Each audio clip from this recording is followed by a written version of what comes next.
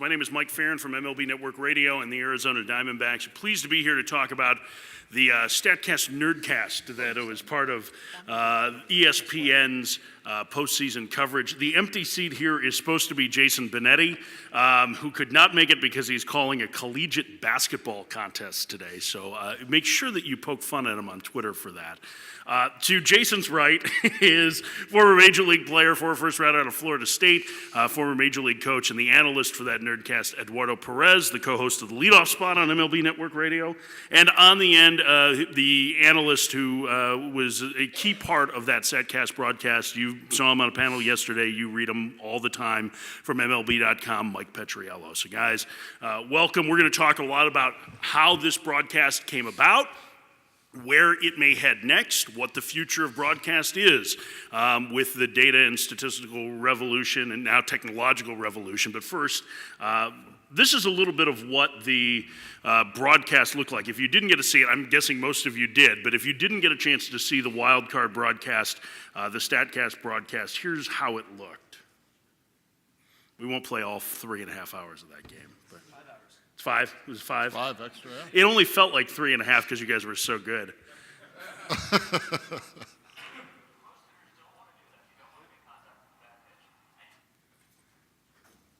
We'll have it in just a minute. Folks, if you have questions too throughout the panel, Jeff has the note cards at the back. Go ahead and write them down. We'll bring them up. We'll answer plenty of questions at the end as well. So we're going to have a bunch of those from you, I'm sure.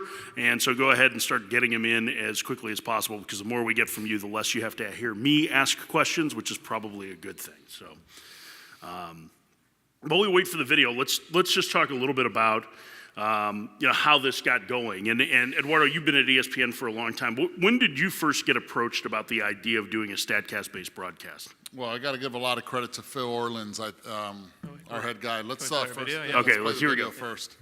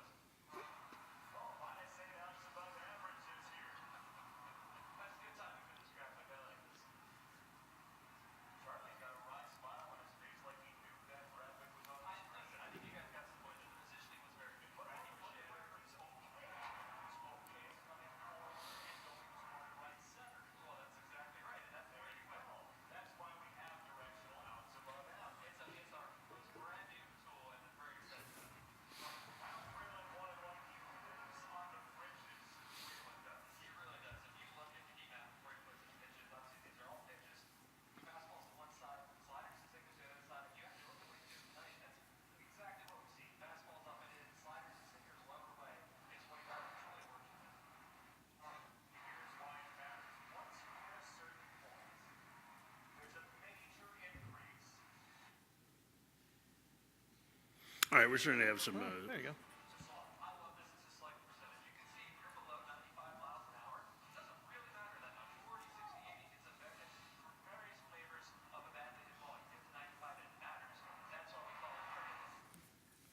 All right, so you got a little bit of a taste in between the cutouts there of what the broadcast was like. If you missed it, I'm not sure how many of you were able to hear the broadcast as well, but there was a lot of some of the talk that Mike had in there. But Eduardo, I want to start with you in this because you've been at ESPN. Where you mentioned Phil bringing the idea to you. How did it start? How much discussion was there behind the scenes before this actually happened? I think it was something that he was looking forward to. He's a fan of the numbers, and he's always trying to challenge and try to make the game interesting for all, but at the same time, not overwhelm the audience with so much information, and trying to find the acceptance to all of this. And again, you see like the old timers, and we've talked about this in the past, they're very reluctant to where the game is going. And I was fortunate in 2013, as a lot of you have heard, with the Houston Astros they opened my mind big time.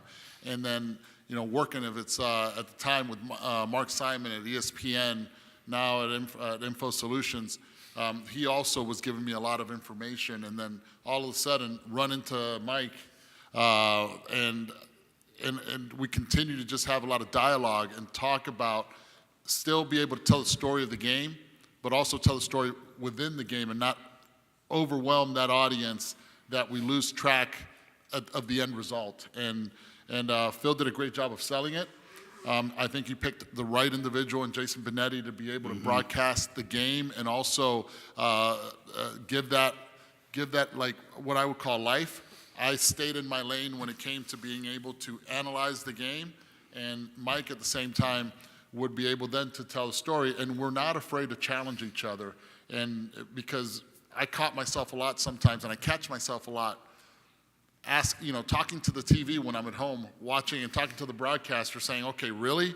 And so I wanted to be that guy also to be to Mike. But if it's this way, can you please elaborate a little bit more? How will that work? How will that not work? Because a lot of people say there's a human element to it. There is, but at the same time, the higher percentage is shown. And I thought the most compelling graphic of all during the game, the one that really just caught my attention when we were getting ready for this game, was the outfield positioning and where their strengths were, if it was to the left or to the right, and why they were positioned that way. And it just tells you that where this game is going. That's why I've always said we're at the beginning of really even more exciting stuff. This was the maiden voyage, and that first trip was unbelievable, and I can't wait to get back on that boat and get back in there. Mike, you came aboard. I know you and Eduardo both worked on the Home Run Derby for ESPN. That was kind of your first foray with them. I know you've done some studio games before for MLB Network. So when they came to you with this idea, how did you get incorporated into it? Yeah, I mean, as Eduardo said, through Phil Orleans, who's the senior whatever of baseball at ESPN. So we've been working with them closely for the last couple of years, using StatCast data, feeding it to them. And when they came to me at first, as you said, it was the Home Run Derby. And I'm almost surprised that went well, because the first time I'd ever met Jason or Eduardo was like that morning, I think. It was. You probably had no idea who I was, and that's fine. And that was fun. Follow you on Twitter. Yeah, well, thank you. The Home Run Derby was fun, but it's like baseball-flavored entertainment. Like, I've made this joke before. It's like trying to broadcast a tornado. I found that really difficult. And then they came back to us in, mid-September, and said, you guys want to do the wild card game? I was like, yeah.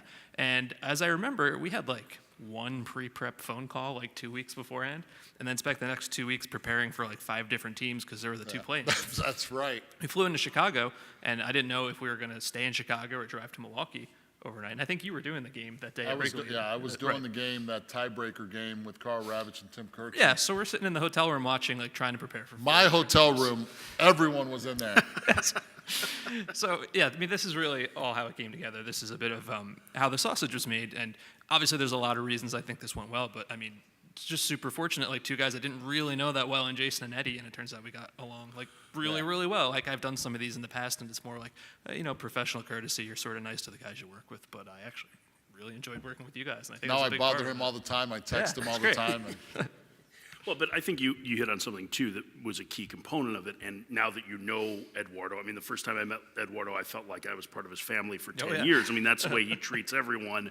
But Eddie, I don't know that you want to be a part of his family. But but Jason is that kind of person, too, right? So I like that you said about the Derby, baseball-flavored entertainment, because, Eduardo, I think that's one of the real keys that happened in that broadcast. And I think that's what part of what Jason Benetti brought to it, too, is that the entertainment aspect was never lost in it. And how important is that if you're going to get into something that, listen, this room is probably the target audience, or largely the target audience for a broadcast like that. But if you're trying to appeal to somebody outside it, having someone who can connect to the entertainment aspect of it, how important was that?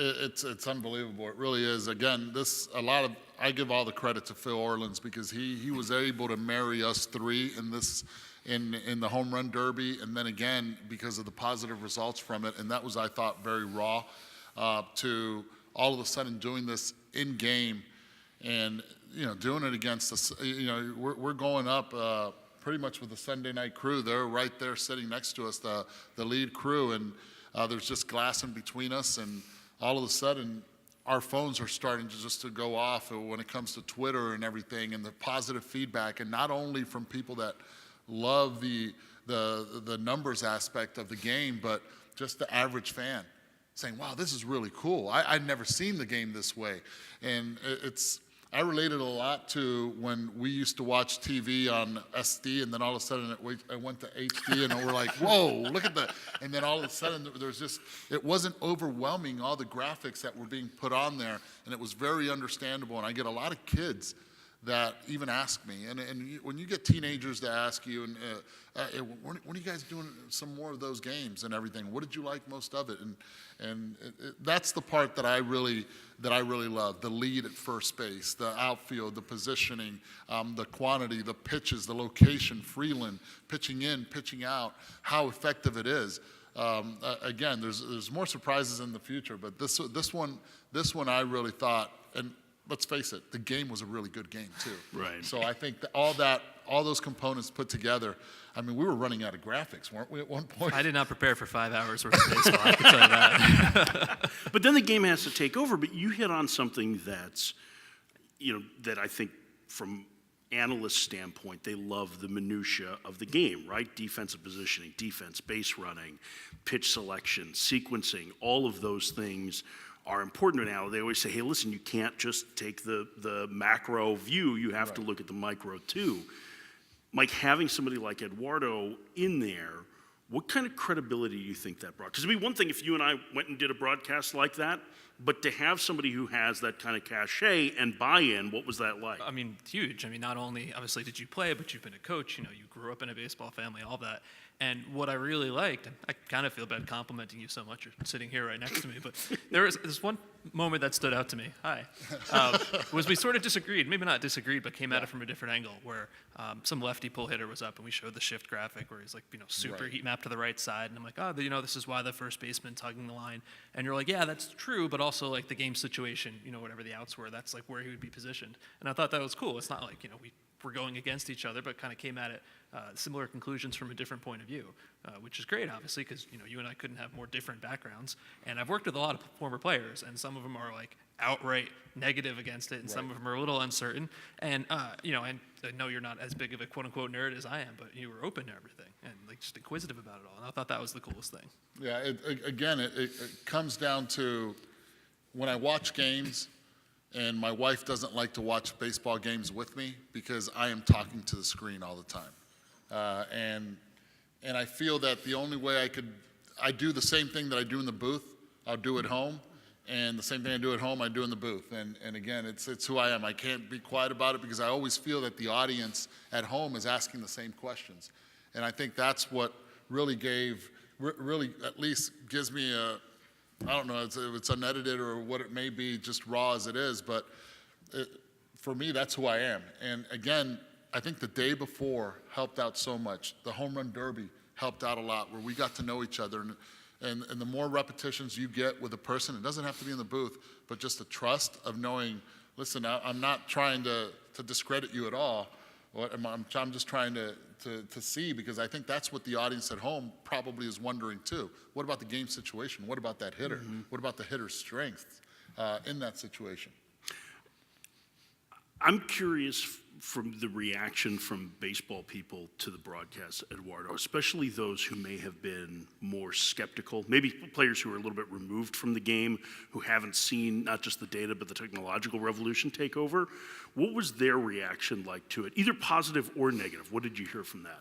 That's the beauty of it. I think there was such a really good balance for that game that it was mostly positive, and I think it opened eyes to a lot of players, the ex-players that weren't really in tune with it, and they consider themselves quote-unquote purists.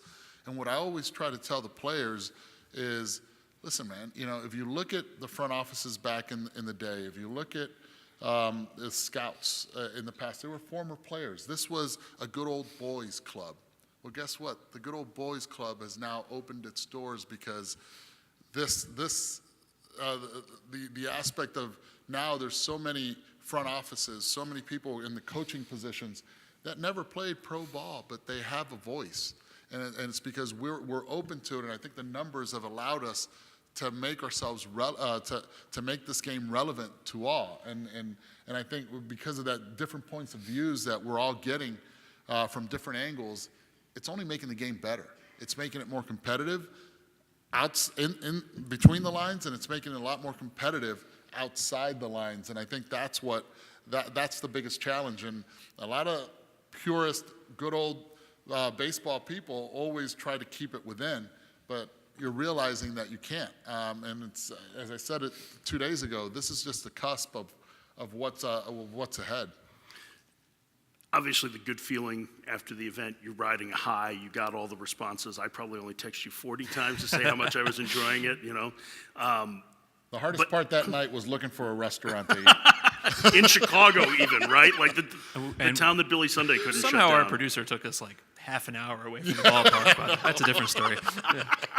Yeah, I'm sure you ended up at the lodge. But as you went back and looked at it, what were the things, Mike, that you said, man, we missed that? Or if we had a chance to do it again, I'd like to do this. Where were those moments that you were like, I think this would be cool and appeal to a wide audience? I don't know. Is it a cop-out to say, like, I was really happy with it the way it Yes, was? Like, it yeah, entirely is, because I know you didn't just, I know there were little moments, even if it was just like the little lights weren't twinkling. You know, for me, it's always like, stop speaking so fast. Like, that is always the thing I'm always going to have a problem with.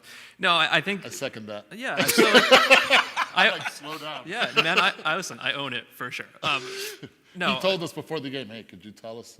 I can tell you, like, about, you know, we do our little intros, and then Jason kind of, like, leaned over like I was a puppy dog, and he's like, slow down. I'm like, okay. So, yes, there's that. No, for the most part, I think it was you know, really well received. I think that the toughest part in kind of approaching it is, you know, it's a playoff game, right? This isn't like a Tuesday night Orioles-Marlins game where you can kind of screw around and go nuts. Like, you have to respect the fact that this is a one-game playoff that really, really matters. But at the same time, like Eduardo said, there is another traditional booth, like, literally right next to us, you know? So you've got to make it separate from that without alienating everybody. And I am hopeful that's what we did. And I think if we were to do it over again, we might try to, I don't know, make it even more accessible to the casual fan, because I think a lot of it was just like, it was visually appealing. You've got the graphics, a lot of which I didn't have to give like a ton of explanation for, which I think was a huge part of it. As you know from TV, there's only so much time you have. So that's what I'd like to push further, like the next time we get to do this. Guys, a lot of the work, and he's not even here and because he's on paternity leave, but Andy Jacobson, our producer, nailed it. I mean, he was brilliant during this whole process. He knew if it was going to be too much. He tried to simplify the whole thing. And then during the game, as I said, you know, you're receiving all these Twitter. Usually, the people at Twitter, it's pretty nasty. You guys know what I'm talking about. And all of a sudden, it's all positive, and you're like, something's going on here. Is this working? And it continued to be positive throughout. And it's not just people that are into the numbers. I think it was very educational for the average fan. As we've watched the tech change, Eduardo, it's become much more, it seems like that what we started on with pen and paper and numbers has become much more visual. Is it just as much as that, because I'm sure a lot of people are like, hey, why didn't we get to this sooner? Is it just that now the technology is kind of matched up with what you can do on television?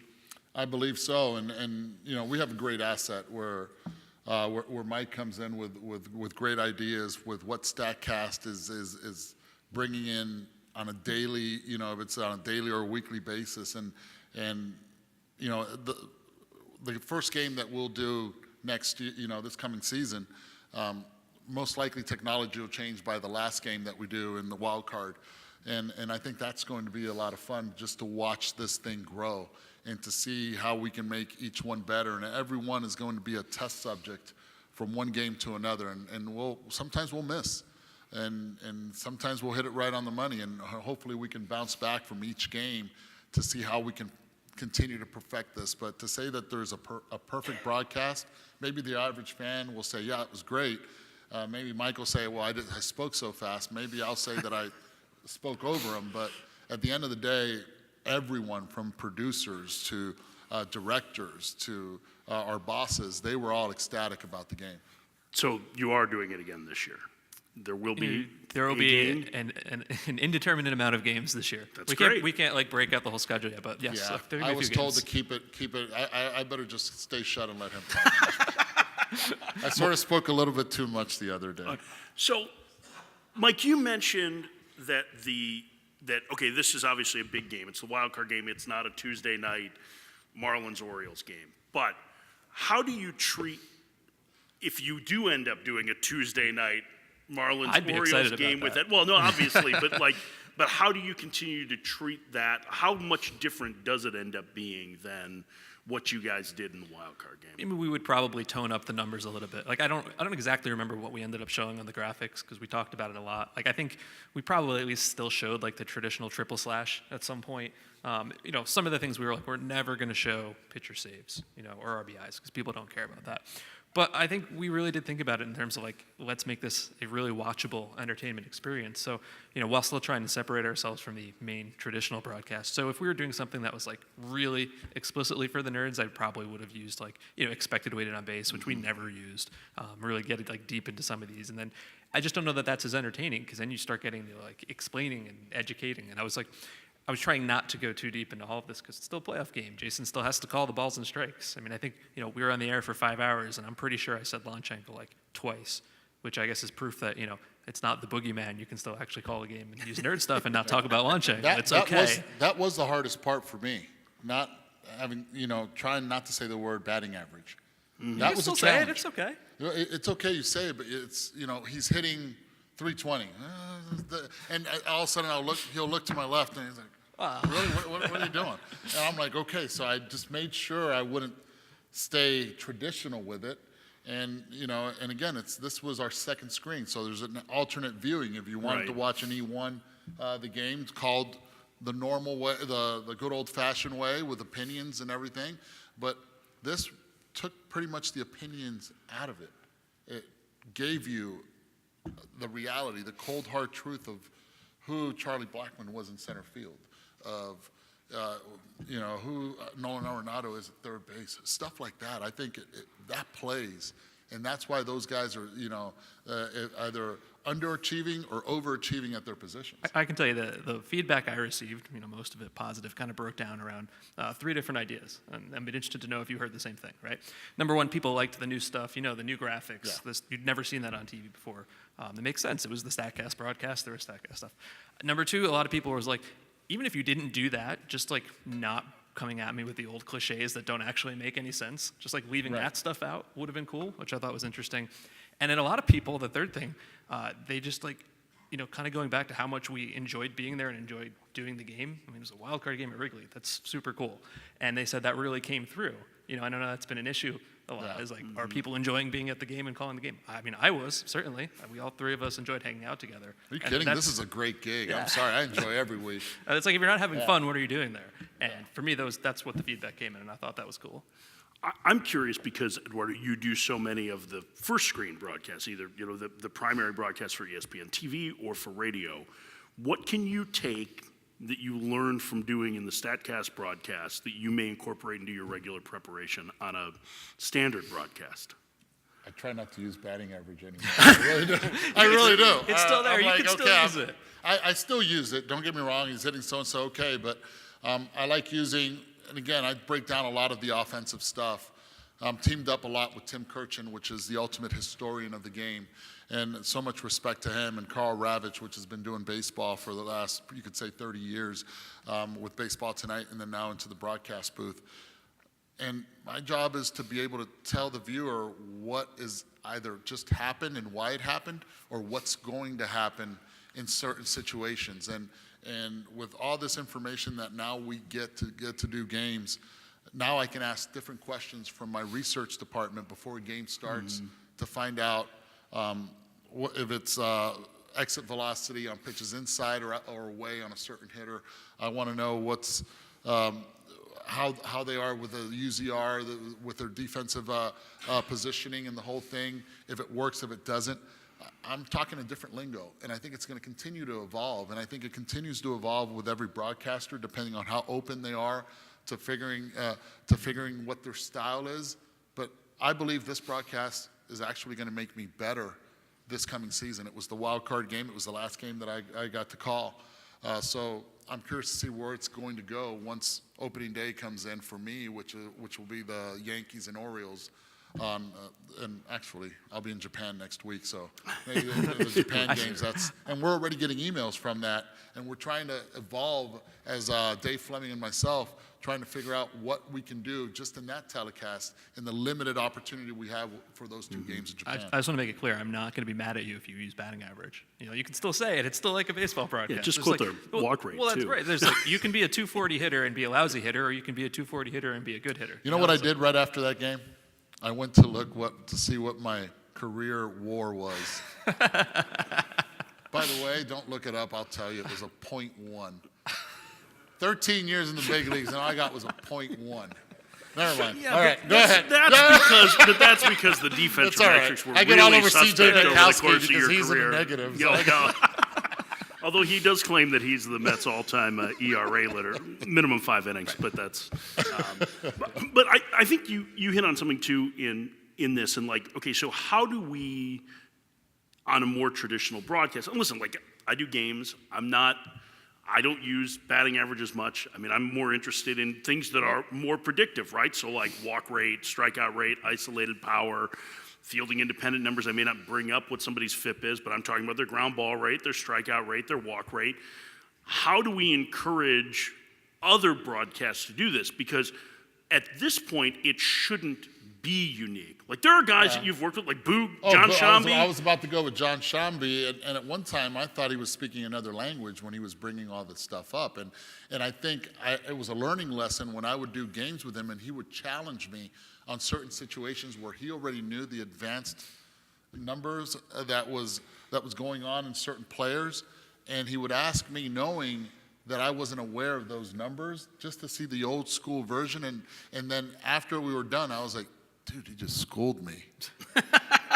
And but that's when I started doing my little research. I started, I'm doing a game with Boog. I got to get ready. I have to be ready.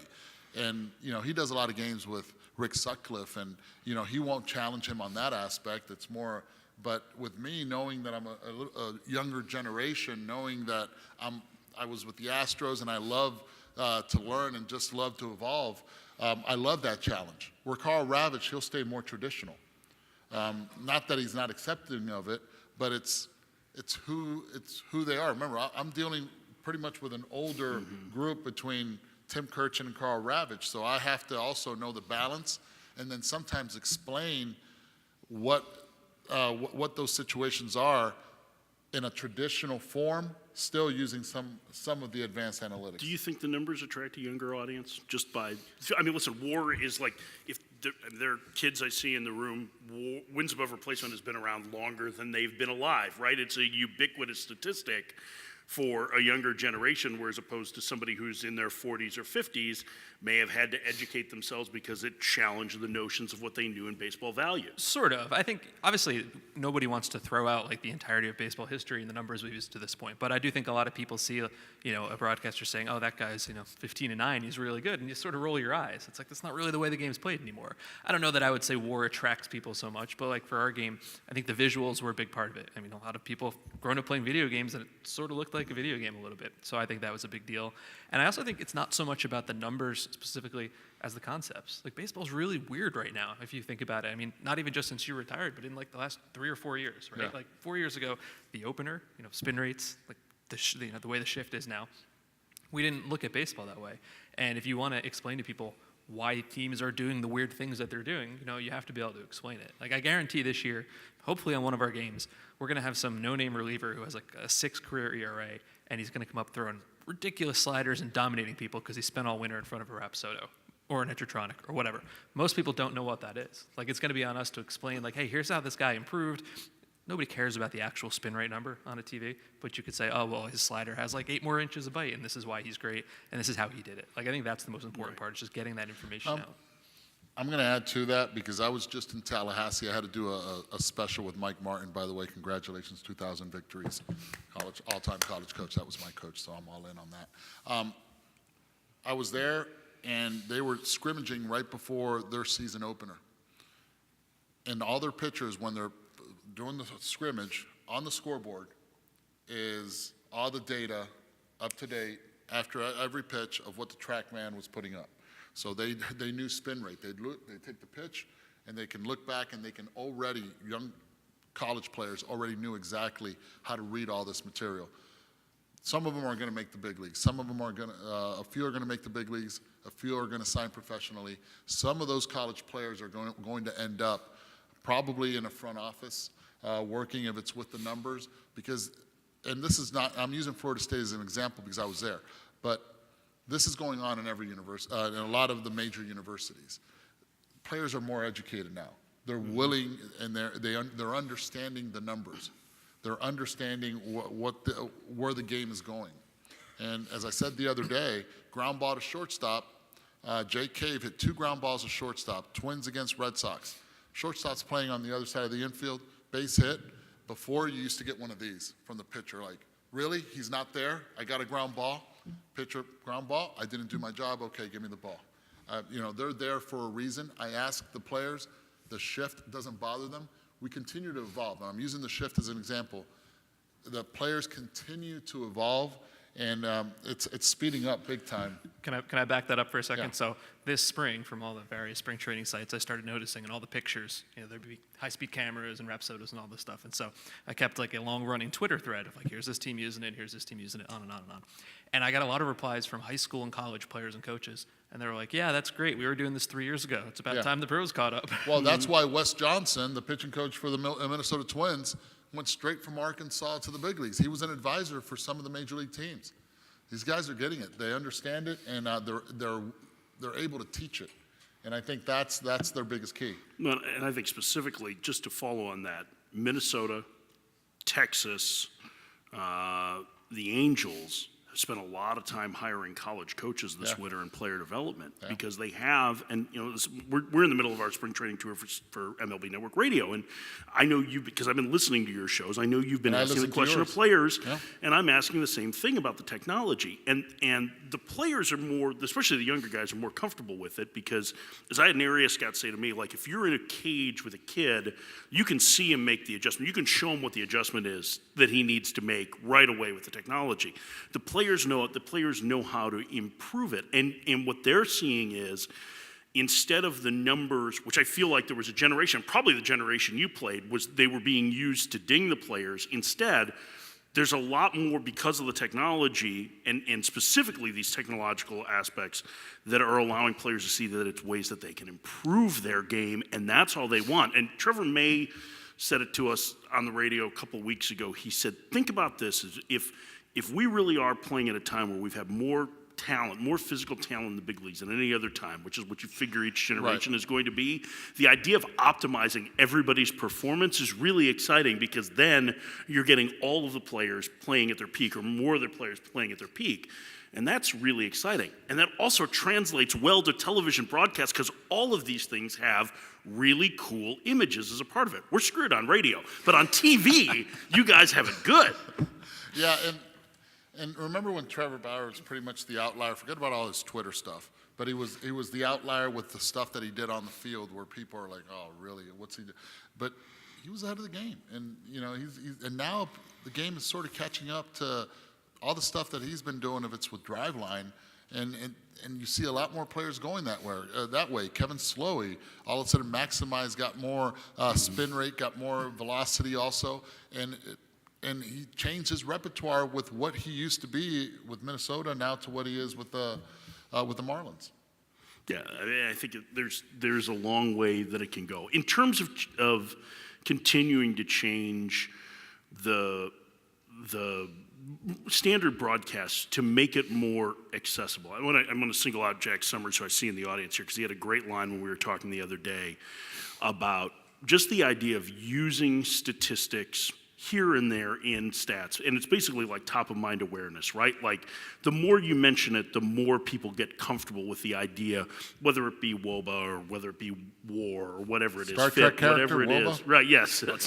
He was my favorite. I had a poster of WOBA on the wall. Yeah. But whatever the statistic is, using it more and more, how can we sprinkle it into broadcast where it's not obtrusive, but where after a while, all of a sudden people understand, okay, this is important, so that we're not going back and having the question, or not going back to executives who run television or radio networks and saying, gosh, why are you throwing all this stuff in? When clearly it matters in baseball, it matters to the evaluative process. We spend a lot of time thinking about that, and we talk to a lot of the broadcast booths, and as you can imagine, 30 broadcast teams, there's a wide variety in terms of how willing, some of the guys seek me out and ask for numbers, and some of the guys I'm never going to approach about any of this. So it does have to be easy to explain, and I think what we really learned about this show was visual. Like, if I don't actually have to explain what it is, and we just put it up on the screen, like, I think the shift chart was a perfect example of that, right? 5 different slices, here's how often he hits the ball, and generally that lines up with where the fielders are standing. And that explains right away why the fielders are standing in a spot you might not understand. And I think that's what we need to keep getting towards. So we're actually reworking a big part of the graphics package for this year that I think will help with that, because obviously I need to explain some of this stuff, and I want to make it so that other broadcasters can explain some of the stuff too. But it's also like, if they don't really want to get into it, and you can still put it up on the screen and give somebody some information, I think that's the most effective way. And it's really hard to do, but that's what we spend a lot of time on. I mean, Eduardo, you have to explain it on the radio too. So, like, should we be afraid to explain, or should we, if there's a natural spot to be able to explain it, should we be explaining what's going on? I think we should explain it. I really do. I'm tired of not tired. I don't want to disrespect the audience by thinking that they don't know. Right. I think the audience also, the fan is understanding, and we're seeing fan bases understand what organizations are doing to get better and continue to be relevant in a division. I'll use, for example, the Toronto Blue Jays with what's going on with Vladimir Guerrero Jr. We do the radio and we get the callers, and the callers are aware of what's going on, and they'd rather have that extra year of Vladimir Guerrero Jr.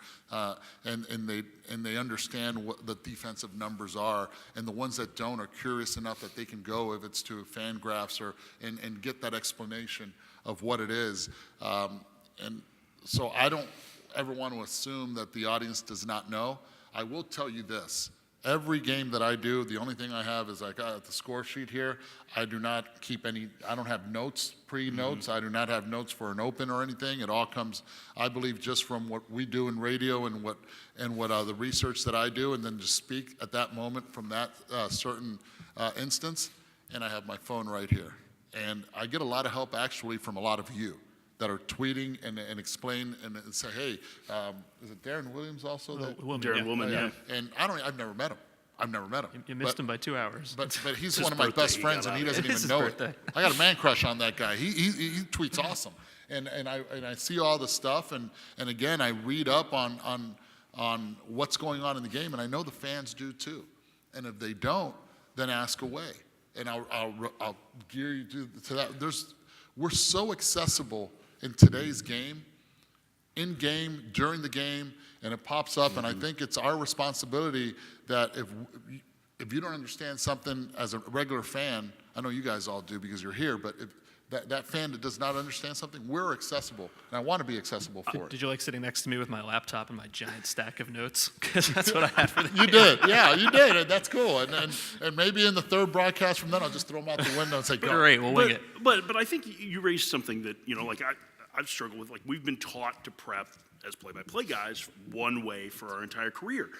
There's a lot of it that we don't need. Like, if you use the scoreboard for basic statistics that you need, then your eyes are on the field. It's not something that you have to write down in your notes. I think the amount of time that you spent, but right. To my point is, like, the amount of time that you spend preparing, it's going to come across much more natural. Absolutely. If it's just in your mind because you've prepped it. You might need to write a word. I write a word down that might remind me of a story or something like that. Right. But I want to try and keep it as clean as possible.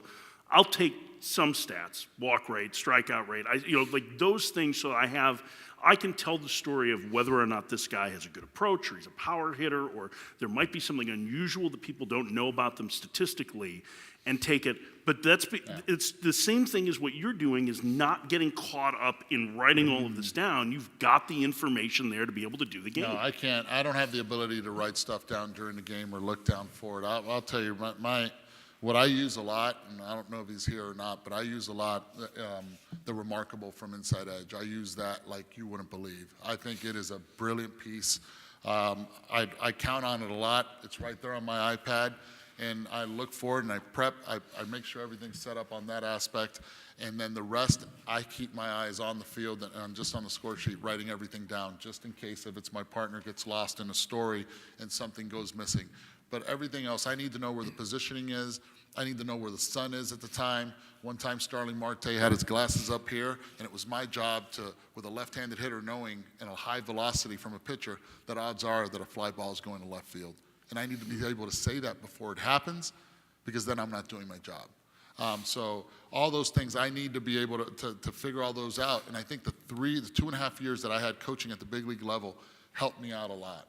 And it opened my mind, again, 2013, being in Houston, just seeing things in a different way. It opened the door to opening up to more experiences. I got a couple questions here. This one I think is important. This is from Russell in the UK. He says, coming from the outside of the U.S., I was amazed by the commentary team saying the game wasn't as good as it was. It puts new fans off the game. How do you see the line between objectivity and creating a product people want to watch? And that is a major criticism, I think, of most national broadcasts currently in baseball, is that the feeling is that whoever is analyzing, whether it be the play-by-play guy or the analyst, that the game was better than they played than it was now. You maybe have a different answer to this. It's not. It's a privilege, man. If you can't, accept the fact that you are in a national broadcast booth for a big game and think that's the coolest thing in the world, then you're in the wrong spot. And I think you can still look at the game today and say, there are some things I'd like to change. Maybe there's too many strikeouts. That would be nice to change. Or, some off-field stuff. It's not perfect, and it's never going to be perfect. But the level of talent of guys who are playing now, I think, is so much better than at any point in the history of the big leagues. And if you're going to, the worst thing I think you can do is if someone tunes into a baseball game and they've made an active decision, I'm going to spend my time watching baseball, and then you make them feel like an idiot because you're complaining about how bad baseball is right now. Who does that help? And that was the number one thing I wanted to avoid. And I'm hopeful that we did a good job of that, because it's the most important thing I think in the game right now. We used to go to Wrigley Field, and one of us had to go to McDonald's and get a lot of burgers. And again, the diet has changed. The consumption has changed on what it is. The guys are stronger. They're faster. Everyone, it seems like in the bullpen, throws 95 miles per hour with an unbelievable, I'll say it, spin rate. And where in today's game, where back then it was like that middle reliever was the failed starter throwing 85, 86 with just a get-me-over slider. Hey, just eat up innings as much as you can. Hold on. Make sure the guys in the bullpen are ready for tomorrow. I can't recall when I played, from the left side, and I'll say because that's when I played most from the left side, 5 pitchers that threw 95 plus. Where now it's in every bullpen. Starters, they're there. I mean, I'm going from camp to camp, and everyone's raving about certain guys. If it's the A's raving about Jesus Luzardo, saying this guy's the next coming, and the velocity and all that. And it's different. It's a different game, and these guys are training a lot better than they ever were. This game's a lot better, and it's a lot quicker. And to Adam Ottavino could strike out Babe Ruth, and it would be no problem. Yeah. I don't think you ever saw a slider like that. So, but a lot of these guys don't were tweet that. a lot of these guys were your peers, right? So if you were, let's say, a media coach for former players, what advice would you give them about handling the game today, knowing that starters aren't going to throw 250 innings and that there are going to be more relievers? Whatever it is, how would you handle getting them to understand that there may be issues with the game today, but that it doesn't necessarily make it worse than when they played? Okay, I'm going to go back to a girls' soccer game that was going on during the off season, and I'm sitting there watching the game, and Miguel Cabrera's daughter's on the other team, and he decides to stand next to me and watch the game. And I'm like, pretty good. This guy is one of the all-time hitters of all time. I'm going to pick his brain, and he might think that hey, John, I'm doing some work here. So in the meantime, I'm asking him, I said, how are you doing this? And he goes, what do you mean? I said, you're getting older. You're not 21, you're not 19, you're not, when you came up with the Marlins, and the guys are getting stronger and they're throwing a lot harder. He goes, it's scary. He said, because think about it. I know all these guys are wearing all this armor right now, and they have to. Every pitcher throws hard, and the thing is this. We used to at least get that third at-bat. We used to see the same pitcher. We don't get to do that. Sometimes it's just one at-bat. So, and then you get a different look and a different, and I'm older, and so I have to continue to develop, and it's hard. It's a harder adjustment for those old, for the veteran players, but the game's getting younger, and it's getting younger because there's a lot of guys that come in. And organizations are realizing that they have to get them at their prime, and sometimes their prime, especially for pitchers, is a lot younger than position players when it comes to prime. No, I think it's a good explanation. How can teams use advanced metrics like those shared in the StatCast broadcast to enhance the ballpark experience? Scoreboards are filled generally with core stats almost exclusively. You'd be surprised at how much time we've actually spent working on that issue. Like, I think Ben's back there somewhere, and we've spent a lot of time talking about scoreboards because I know I went to a Mets game like last year, and they were definitely showing some like long out of date StatCast metric that we had depreciated like 3 years ago. So it's actually kind of a complicated thing though, because there is almost no explanation or context you can really do on a scoreboard. It's a big flashing number that's maybe going to light up in flames, right? And you can maybe put a rank or something. But it's hard. I think some of the teams are doing a really good job of it, especially the ones with these giant fancy new scoreboards. There's lots of room for stuff. The in-game experience is still very much for all kinds of fans. Like, I don't think you're ever going to, not show batting average on that, nor should you. But I don't really want to, say that this guy's got a great batting average and he's a great player. Like, yeah, show it, but show me his, OPS or WOBA or whatever. And I think you can try to manage multiple experiences with that. I always remember and relate, and my wife actually wrote a really cool piece about that. I always remember where I was because of a certain baseball event or moment. And I actually want to ask Mike this, because for me it was Tampa, where the first time that I went to a stadium and I saw OPS in the scoreboard, I was like, what is that? And it was a moment. I was like, I don't like not knowing what's not up there. And at the time I was, what's up there? And I was a coach. And you probably remember the first time you also saw OPS on a scoreboard, no? I can't remember when it was. No? I mean, the one that always stands out to me is in Pittsburgh on the ribbon board, the LED. After every pitch, they have the Pitch FX data. Yes, they do. Had the raw On Pitch the FX side. data with the break and all that. And what always drove me nuts about it is that there's no context to it, right? It's just up there raw. So you've got velocity, and then you've got horizontal and vertical break. movement, and you're looking at it, and all of a sudden you're trying to go through the calculus in your own head and being like, okay, so he's negative movement's going to move this way on the x-axis, as opposed to, like, there's no contextual for it. So that's the one that always stands out to me about the ballpark experience in advance. That's a negative one, I guess, but yeah, I don't remember seeing OPS. I've seen some teams go from having advanced numbers to being more simplistic, and I don't like it. As somebody who uses the scoreboard as a broadcaster, I don't like it. Interesting. What are the most effective ways for viewers or listeners to provide feedback about what works, what they think works in a broadcast? Twitter, I think, definitely. I mean, yeah, right.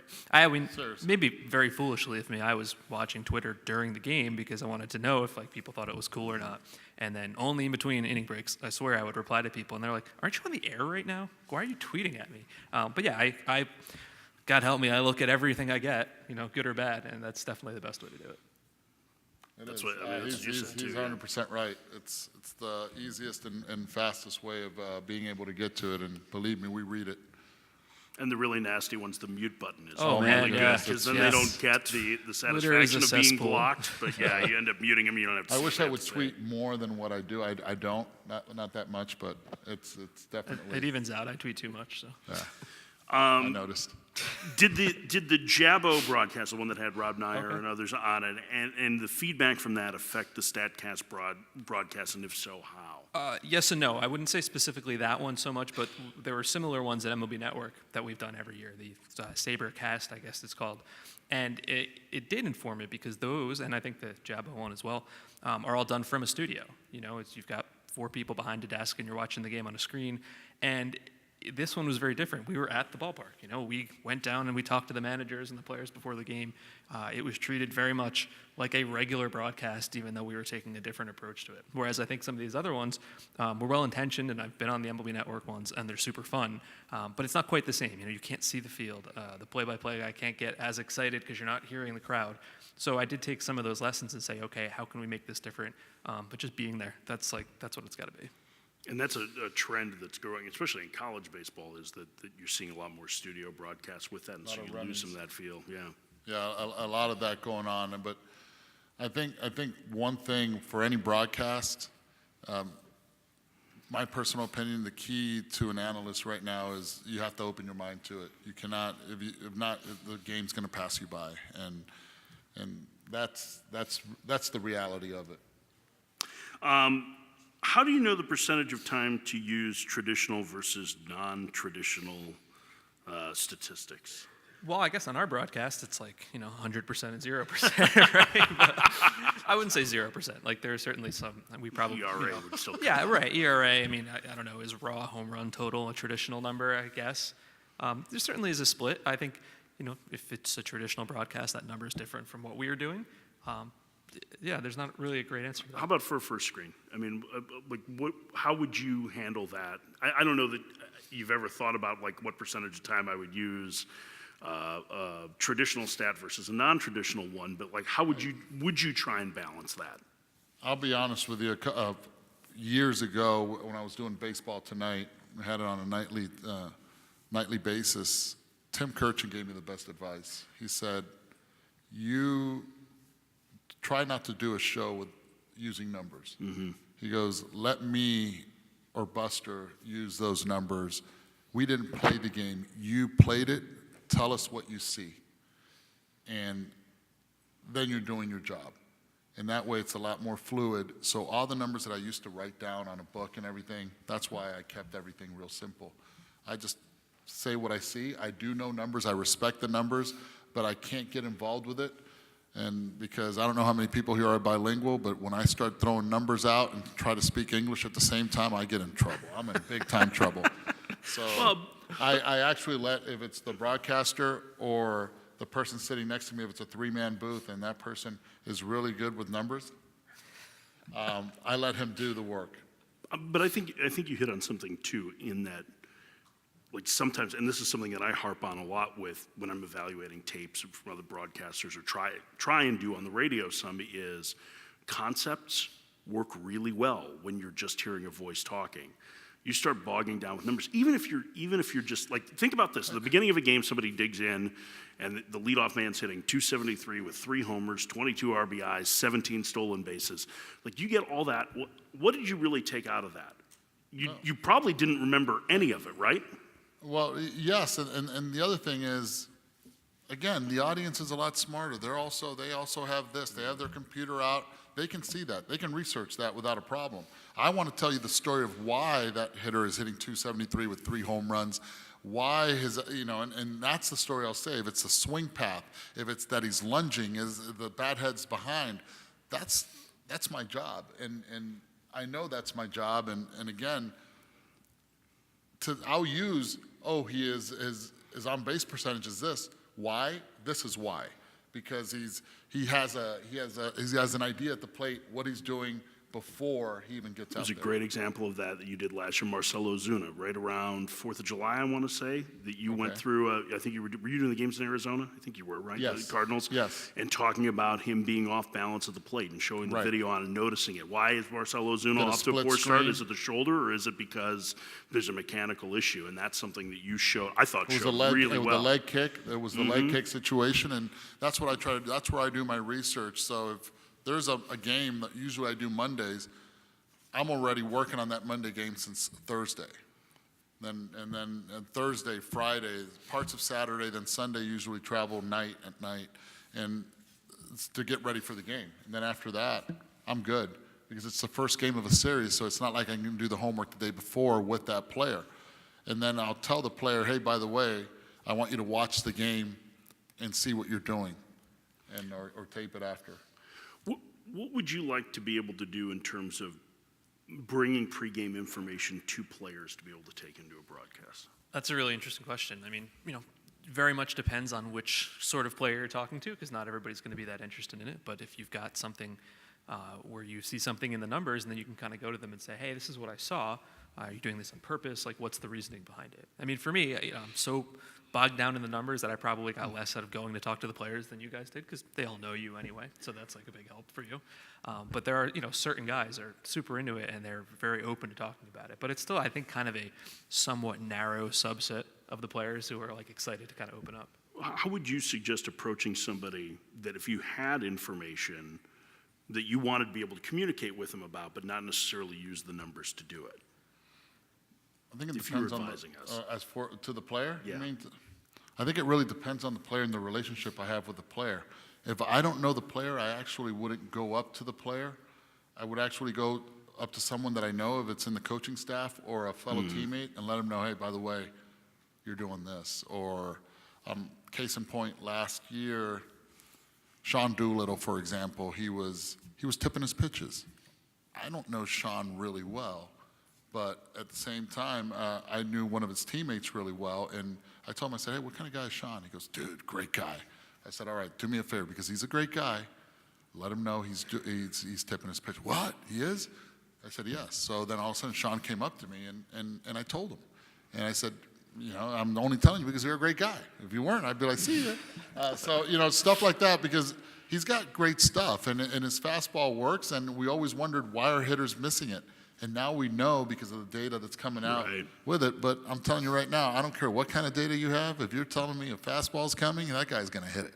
So that's where it all comes into play. I do think that there's an important part of this too, whether you're bringing the data to the player or not.